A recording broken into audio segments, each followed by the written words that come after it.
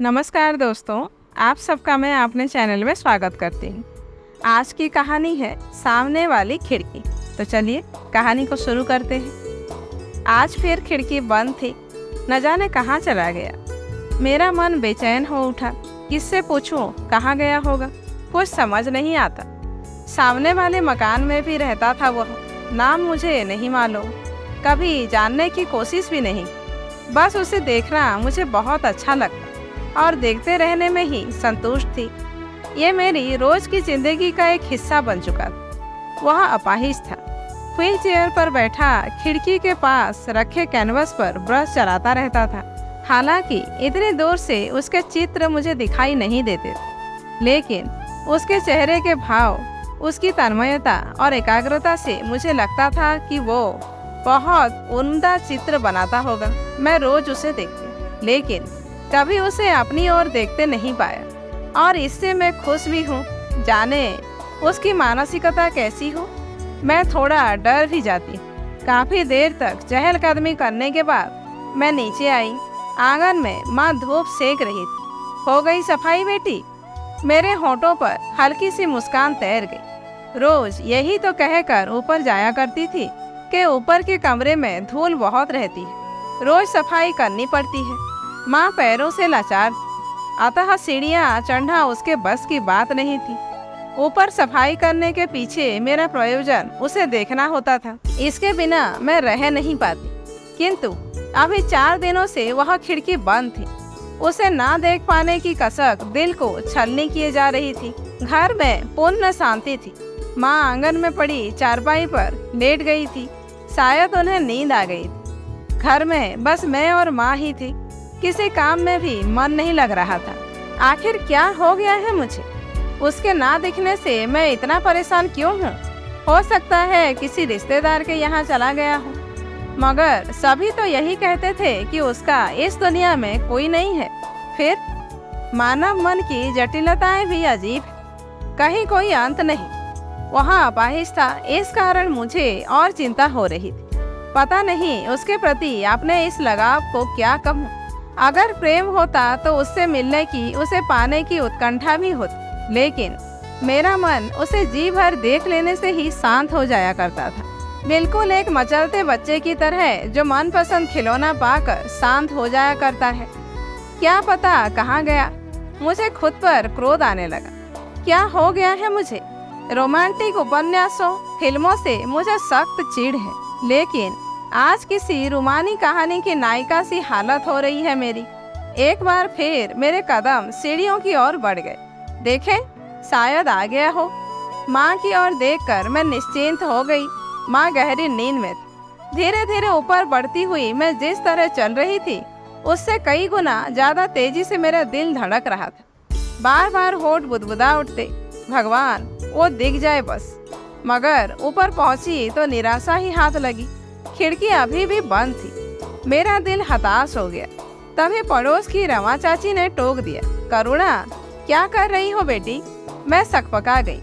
कुछ नहीं चाची, कपड़े सुखाने आई थी, कहकर मैं नीचे उतर आई।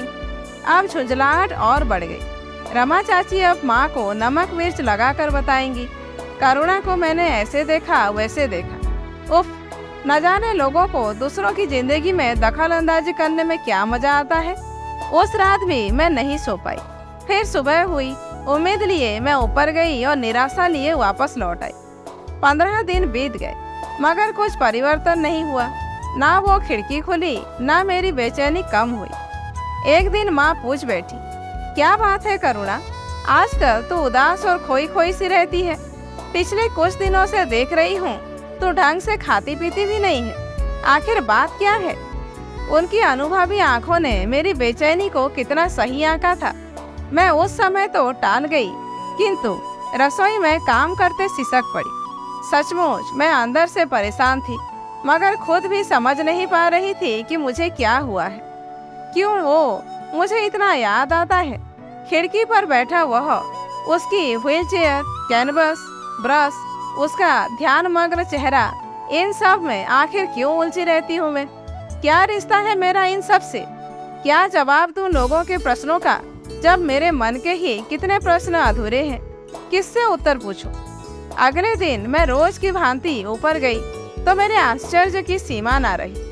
सामने खिड़की के पास वह बैठा था, बिल्कुल पहले की तरह व्हील चेयर पर, कैनवास के सामने हाथों में ब्रश लिए। वह चित्र बनाने में डूबा हुआ था। अब मेरा आश्चर्य असीम प्रसन्नता में बदल गया। खुशी के मारे कब आंखों से आंसू बहने लगे पता ही नहीं चला। मैं मंत्र मुग्ध सी उसे देखती रहती। पता नहीं कितनी देर में उसे देखती, मगर वह कमरे से बाहर नहीं गया होता। मैंने देखा व्हील चेयर को खिसका कर वह कमरे से बाहर गया और थोड़ी देर के बाद पुनः प्रवेश किया। शायद कुछ लेने गया था। मैं थोड़ा बेचैन हो गई। उस खिड़की की बिल्कुल सीध पर मेरी छत थी और उस कमरे में आते समय किसी की भी नज़र सीधे मुझ पर पड़ती होगी। फिर क्या वो मुझे नहीं देखता होगा? मगर खुद ही मन को समझाया, अगर ऐसा होता तो कभी तो कोई प्रतिक्रिया होती उसके तटस्थ चेहरे पर। वह फिर चित्र बनाने में तल्लीन हो गया। उस दिन पहली बार तीव्र इच्छा हुई, काश मुझ में अदृश्य होने की क्षमता होती तो इसी वक्त जाकर उसके चित्रों को देखती। बहुत जी चाहा था कि उसके बनाए चित्र देख। जिसकी दुनिया ही चित्रों में सिमटी हो, उसे जान पाना तो उसके चित्रों के माध्यम से ही संभव था। अब उसे जानने की इच्छा सी मन में जगने लगी थी। खैर, उस दिन मैं नीचे उतर आई। मेरी खुशी का ठिकाना ना था, मानो कोई खजाना मिल गया हो। रात में बिस्तर पर करवटें बदलती रही। पता नहीं कैसा शख्स है वो। पूरे मोहल्ले में किसी से भी उसका मेल मिलाप नहीं। लगभग 1 वर्ष होने को आया उसे उस मकान में आए, मगर आज तक सभी से अजनबी। इतने दिनों की जुदाई ने मुझे दिल ही दिल में उसके और करीब कर दिया था। उसी के विचारों में खोए हुए कब मुझे नींद आ गई पता ही नहीं चला। और इस तरह 2 महीने और बीत गए। अब भी सब कुछ वैसा ही था। वो खिड़की, व्हील चेयर और उस पर बैठा शांत भाव से चित्र बनाता वो, और मेरी खुशी, सब कुछ एक दूसरे के पूरक। आजकल माँ मेरी शादी को लेकर चिंतित हो उठी है। पापा के देहांत के बाद अकेली मैं ही उसके जीने का सहारा थी। इस कारण मेरी शादी की इच्छा नहीं थी, और अब तो शादी का नाम आते ही उसका चेहरा आंखों के सामने आने लगता। मत जाओ कहता हुआ, मगर ऐसा क्यों हो रहा है यहाँ मैं कभी नहीं जान पाई। कभी भी उसने मुझे देखा तक नहीं। क्यों मुझे लगता था कि उसकी दुनिया में सिर्फ मैं ही हूँ? शायद नहीं, यकीनन अब मैं उससे प्रेम करने लगी। समाज अपने ही बनाए कायदों पर चलता है। उसमें मुझ जैसी अजीब सी लड़की की अजीब चाहत की क्या कद्र होती। एक दिन मामा विनय का रिश्ता लेकर आए। माता पिता का इकलौता लड़का विनय सरकारी दफ्तर में क्लर्क था। माँ बेहद खुश थी। शादी का दिन तय हो गया। मैं दिल ही दिल बेहद उदास थी। कई बार माँ से कहा भी, माँ मुझे शादी नहीं करनी, मैं यहाँ से कहीं नहीं जाना चाहती, जिंदगी भर तुम्हारे पास ही रहूंगी। पगली, मेरी चिंता क्यों करती है? बेटियां तो पराया धन होती हैं, उन्हें तो जाना ही होता है। मेरा क्या है? जब तक जिंदा हूँ कोई ना कोई देखभाल कर ही लेगा। पड़ोसियों का साथ आखिर कब काम आएगा? और जब मर जाऊंगी तब इन्हीं में से कुछ उठाकर शमशान तक भी पहुँचाएंगे। तेरा घर बस जाए तू सुखी रहे, बस यही आस है बेटी। भरे गले से माँ ने समझाया। मैं रो पड़ी। नहीं समझा सकी कि मेरा सच्चा सुख अब उस खिड़की वाले एक से जुड़ गया था। हाँ, खामोशी रह गई। कहाँ कोई नाम दे सकी उस शख्स के प्रति अपनी चाहत को। शादी के दिन करीब थे, अब भी मैं उसे रोज जरूर देख जाती, मगर अब दिल पर जैसे कई मन बोझ रख दिया था किसी ने। हर समय दिल भरा सा रहता। ऊपर वाला भी कैसे हृदय में प्रेम को अंकुरित कर देता है, कहीं भी किसी के भी प्रति। अब समझने लगी थी दर्द और प्रेम के महत्व को। वो अब भी उसी प्रकार चित्र बनाता, बिल्कुल शांति से और तन्मय होकर। मुझ मीरा की विरहाकुल पीड़ा से बिल्कुल अनभिज्ञ और बेखबर। एक दिन रमा चाची को उसके घर जाते देखा तो मेरी उत्कंठा रोके नहीं रुक रही थी। उनके लौटने का बेसब्री से इंतजार किया मैंने। पहली बार कोई उसके घर गया था। रमा चाची लौट कर आई तो सीधे हमारे घर ही चली आई, मगर मैं नजरें नीची किए उनके सामने से हट गई। कई बार उसे छत से निहारते हुए वो मुझे देख चुकी थी। कहीं माँ के सामने कुछ बोलना पड़े। इस डर से मेरी उत्कंठा रोक दी। रमा चाची काफी देर तक माँ से बातें करती रही। मैं चाय देने गई तब 2 लाइन उसके बारे में सुनी। बड़ा शरीफ लड़का है दीदी, अपने काम से मतलब रखता है बस। मैंने उसे करुणा की शादी में बुलाया है दीदी, कहीं आता जाता ही नहीं है बेचारा। मैं दिल को मुट्ठी में भींच ऊपर आ गई और फूट फूट कर रो पड़ी। काश अभी मुझे मौत आ जाती। इस अनाम अकेले रिश्ते का बोझ उठा नहीं पा रही थी मैं। मेरा मुरझाता चेहरा देख मामा मामी भी समझाते, विनय अच्छा लड़का है करुणा, तुम्हें माँ से मिलने ले आया करेगा, तुम चिंता मत करो। फिर हम भी तो है ना बेटी, तुम्हारी माँ अकेली कहाँ है। मैं खामोशी हो गई थी बिल्कुल। उन दिनों जैसे शब्द गुम हो गए थे। शादी के 2 दिन पहले मैं ऊपर गई तो देखा फिर वो खिड़की बंद थी। मेरा कलेजा धक से रह गया, ये कहाँ चला गया। तभी नीचे आंगन में कुछ शोर सा सुनकर मैं जल्दी से नीचे आई तो देखा रमा चाची हाँफती हुई अंदर आ रही थी। अरे करुणा, गजब हो गया, तुम्हारी माँ कहाँ है। माँ शायद बाथरूम में थी। क्या हुआ चाची, मैंने पूछा। वो सामने वाला लड़का था ना, अरे वही जिससे मैं उस दिन मिलकर आई थी, उसने आज तड़के खुदकुशी कर ली। हे राम, मगर क्यों। ये माँ का स्वर पता नहीं, बड़ा अच्छा लड़का था, मुझे काट मार गया। वहाँ एक पल भी रुकती तो मेरे आंसू मेरी पवित्र भावना को सबके सामने उजागर कर देते। रसोई में दूध उबल रहा है कहे कर मैं रसोई में भागी और टूटकर बिखर गई। अपना रेसा रेसा टूटता हुआ महसूस किया। काफी देर तक जी भर कर रो लेने के बाद कुछ हल्का महसूस किया। अचानक एक निर्णय लेकर मैं माँ के सम्मुख जा खड़ी हुई। माँ से पहली बार झूठ बोला कि बाजार में कुछ काम है। माँ ने कहा, रीमा की बिटिया को साथ लेती जाना बेटी, उसे भी कुछ काम था। मगर मुझे बाजार कहाँ जाना था। मैं घर से निकली और सीधे उस मकान में जा पहुंची। वो एक बड़ा सा मकान था जिसके सभी कमरों में ताले बंद थे। सिर्फ वही एक कमरा खुला था जिसमें वह रहता था। घर में पूर्णतः शांति थी। मोहल्ले के लोग उसे शमशान ले गए थे। मुझे रह रह कर रोना आ रहा था। आंसुओं से धुंधलाई आंखों से मैंने उस कमरे का मुआयना किया।